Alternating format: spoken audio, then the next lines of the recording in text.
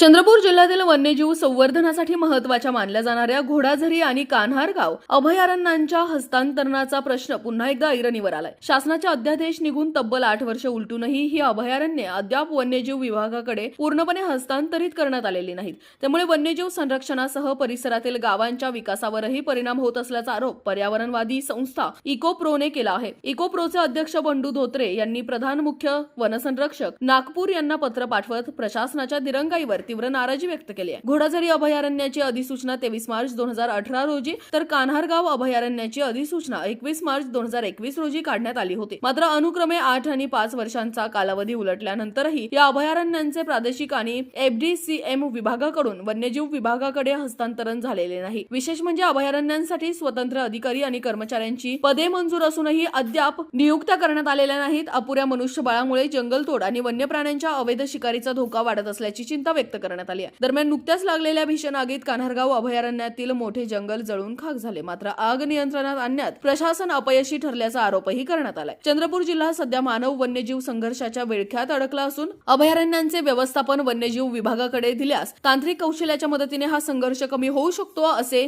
इकोप्रोचे म्हणणे आहे। इकोप्रोने शासनाकडे 3 प्रमुख मागण्या केल्यात। घोडाझरी आणि कान्हारगाव अभयारण्यांचे हस्तांतरण युद्ध पातळीवर पूर्ण करावे, आवश्यक सर्व पदांची तात्काळ भरती करावी आणि या भागाचा विकास लोकाभिमुख पर्यटन मॉडेल म्हणून करण्यात यावा, जेणेकरून स्थानिक गावांनाही रोजगार आणि विकासाची संधी मिळेल। यापूर्वी डिसेंबर 2023 मध्ये मानवी साखळी सत्याग्रह आणि मार्च 2026 मध्ये अन्नत्याग सत्याग्रह करण्यात आला होता। मात्र शासनाने मागण्यांची दखल न घेतल्यास पुन्हा आंदोलनाचा मार्ग स्वीकारण्याचा इशारा इकोप्रोचे अध्यक्ष बंडू धोत्रे यांनी दिलाय।